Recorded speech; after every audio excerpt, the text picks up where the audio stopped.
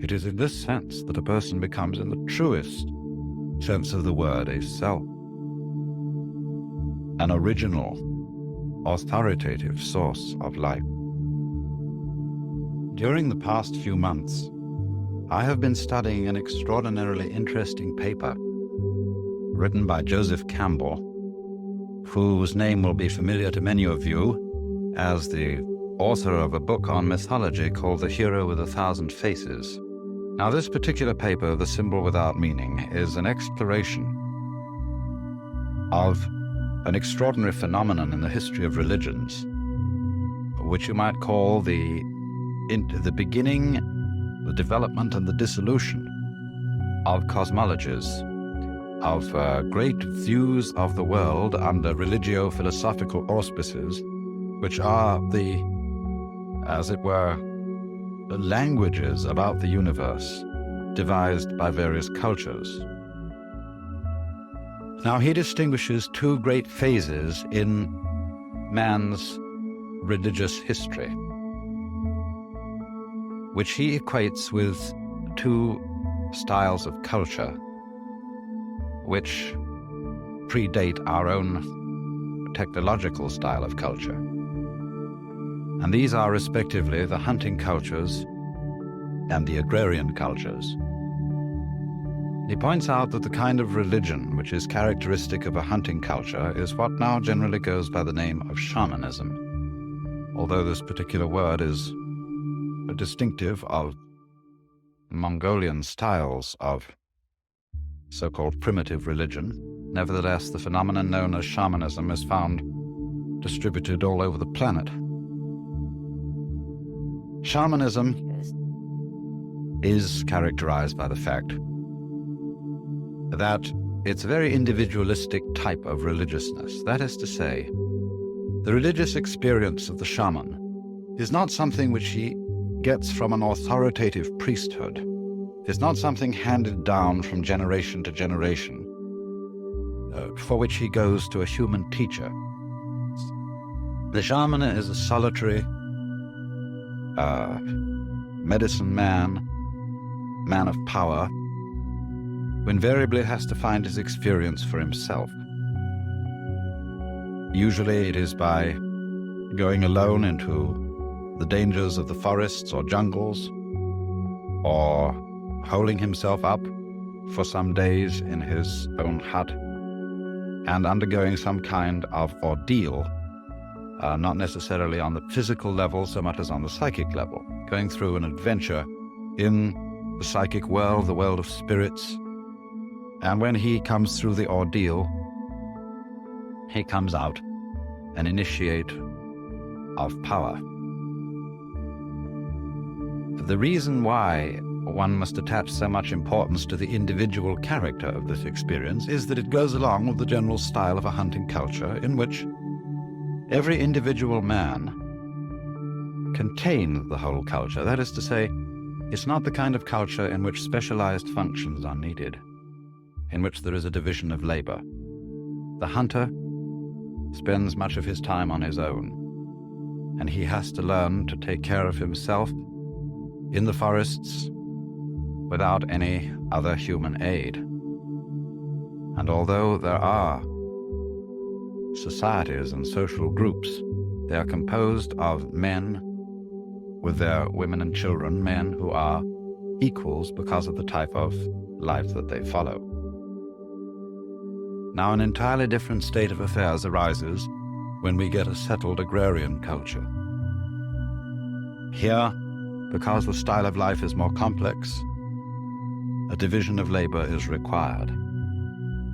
And you begin to get not only a separation of human beings into various castes, into various functions, but also the necessity of devising far more complex languages and institutions to provide communication between them.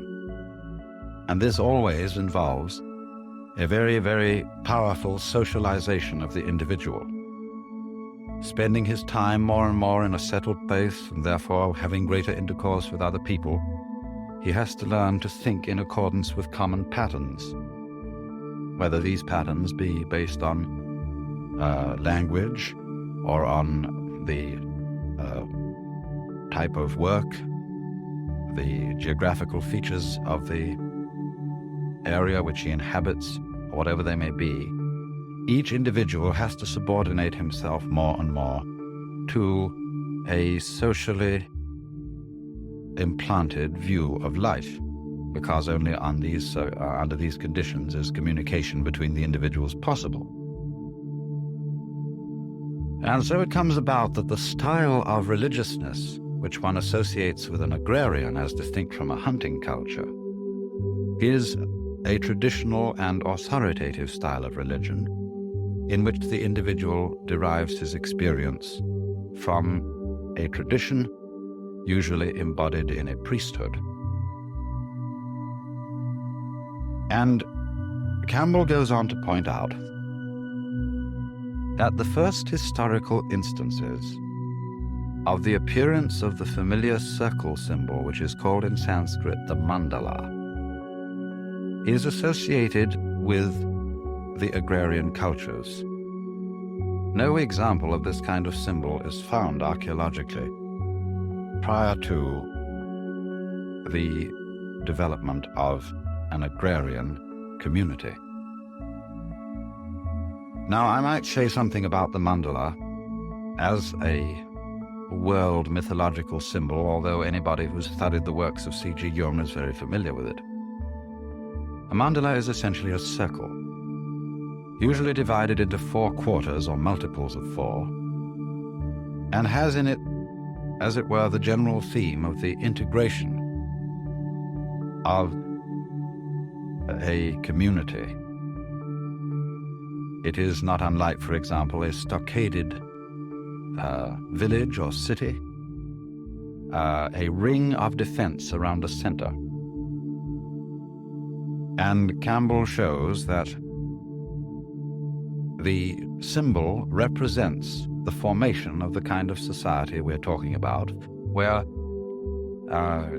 the human functions are divided, and we find in many of these ancient societies that the functions are precisely divided into four groups. Just as in medieval European society, we had the spiritual power, the priesthood, the temporal power, the nobility, the commons, and the serfs. So in ancient Indian society, we had the Brahmana caste, the priesthood, the Kshatriya caste, the rulers and soldiers, the Vaishya caste, the commons or merchants, and the Shudra caste, the laborers. So these 4 castes, represented as it were, represented by the 4 divisions of the mandala, the common, integrated, encircled community. And the important point that he makes about its religiousness is, as I said, that it was an experience carried down by tradition, an experience in which a priestly caste was the authority, and which had to be a common experience, just because the whole style of life in a community of this kind depended upon communication.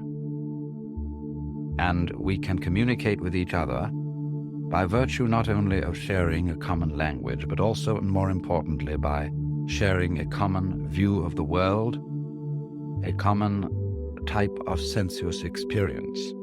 Because, of course, why those who have the type of sensuous experiences which we call hallucinations and illusions do not fit easily into a community. But every so often, his paper goes on to show, social cosmologies, views of the world held in common by societies, tend to break up. And actually, he starts the paper in the 15th century, when through the expansion of the Western world, through not only exploration of the surface of the globe, but greater knowledge of astronomy, begins to break up the geocentric view of the Ptolemaic universe, the view of the world under which Christianity itself had come to birth. And this he looks upon as a breaking up of the mandala, a breaking up of the communal, agreed, stable picture of the world by means of which men were able to communicate with each other, and a breaking up, therefore, which involves a disruption of all our means of communication and a throwing of culture into a fundamental confusion. It is perhaps, if this be true, just because of the breaking up of a unified worldview and an entry into the confused world, the relativistic world of modern thought, that the Western peoples have become interested in other and former attempts to deal with life as it must be lived when the mandala, as it were, breaks up. For after all, the idea of going beyond the communal view of the world and somehow managing to get along without it is not a new thing. And it's very interesting that in ancient Indian society, and to some extent even still in modern Indian society, that when a man has done his work in society and is able to hand over his caste duties, whether they be priestly or political or professional, to his son or sons, that, as I think you all know, he, as it were, abandons the world and gives up caste and becomes what is ordinarily called a sannyasin. We speak of that usually as holy man or hermit or spiritual devotee of some kind. But what is of particular interest in this connection is that the abandonment of caste is also called entering into the state of vanaprastha. A vanaprastha in Sanskrit means a forest dweller. And in this sense, the man who gives up caste goes back, as it were, to the style of life that predates the agrarian culture. He goes, as it were, back to shamanism. And this is true not only in Indian culture, but also in Chinese. For whereas the Confucian way of life represents the community Weltanschauung, that is, what the mandala corresponds to, the enclosed, nice little, tight little world in which we feel we understand each other and understand our environment. In China, the Taoist philosophy is the philosophy corresponding to the Indian search for liberation or moksha, liberation, that is to say, from the socially conditioned view of the world. And there is evidence to show that the Taoist solitary sage has some sort of ancestral connection with the shaman. Of course, we should not suppose that the entry into the stage of vanaprastha, or the return to the forest by the Taoist sage, is in the strict sense of the word a regression. Going back to the shaman's religion, going back to the life of the hunter, and at the same time going beyond the place where we find ourselves in a society where the worldview is a conditioned social pattern. Now, in what sense and in just what way is this going beyond? And likewise, how does it apply to our own situation where we are not, as it were, going voluntarily beyond a nice, clear, authoritative and comfortable view of the world, but are rather being forced beyond it by the very pressure of events, by the uncertainty of our times, and by the confusion and instability of modern thought, which offers us no secure and humanly comfortable picture of the universe. Well, first of all, it must be obvious that one of the things that is principally involved by a social system of communication is that it is a form of what Korzybski has called time binding. The whole possibility of thought and language involves a codification of experience. It involves a form of thinking about life, which is basically, after all, description. Now, description is a way of coding, putting into symbols the events that go by us. And as we begin to be able to put events into symbols, we develop most peculiar powers of memory. It becomes much easier to recollect and to formalize what has happened to us. And along with this naturally goes the ability to project our recollection into thoughts about the future course of events. And this apparently is something which primitive, very primitive types of human being, in which animals, do not do to any great extent. But the price that is always paid for this ability to describe and to prefigure what is going to happen to us is that it has a very, very alarming effect upon our emotions.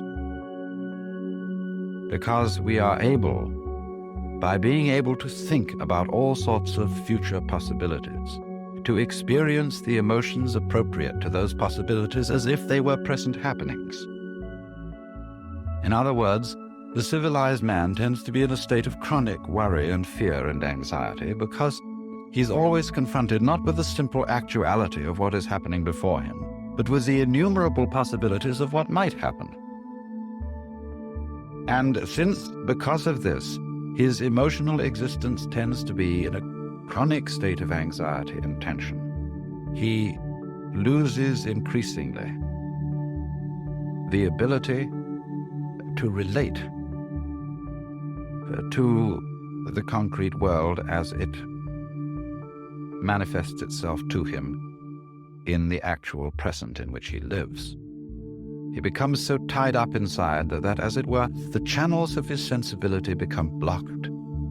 He gets a kind of neurological sclerosis, a kind of inability to give himself, to be spontaneous, to be alive with full, joyous abandon. Thus, the more civilized we become, the more stuffy we get. And therefore, the various ways of liberating oneself from a society, of entering what the Indians call vanaprastha, the life of forest dweller, going back to the forest, is when a person reaches a certain point in life when he says, now look here, I've had enough of all this. I'm simply tired of making life not in the least bit worth living by going through the horrors as to what might happen, of going through all this in the name of efficiency and membership in the community. Let me for a while get away from it all and find out what the score is for myself. I'm tired of being told what I ought to believe. I'm tired of being told how I ought to see, how I ought to behave, how I ought to feel. Let me find out for myself who I really am. And so, these institutions of going back, as it were, to the shaman state of religion, of getting away from the community interpretation of how one ought to think and feel, arise in very many great cultures of the past. Now they arise therefore again today, and it's perhaps impossible and misleading to try and have what I would call authoritative attitude about this phase of man's spiritual exploration. Sometimes, for example, when a person wants to find out who he really is, he goes to a psychiatrist. And occasionally he will find a kind of psychiatrist who does not have an authoritative view of what human health is, and who simply helps the individual to find his own way. Other times, unfortunately, we will find doctrinaire psychotherapists who think they know what an integrated, healthy, and normal human being is, and who have a whole theoretic pattern of what is believed to be the actual fact, or of what are believed to be the actual facts of human nature, the actual design of the psyche, and they attempt, consciously or subconsciously, to wangle the patient into accepting this view. Alternatively, we may get from the Orient accounts, books about, authorities about their ways of liberation, which in many cases, however, have tended to harden into an orthodoxy and to present a traditional spiritual experience, just as if they were the kind of spiritual experiences which it is the function of that social officer, the priest, to impart.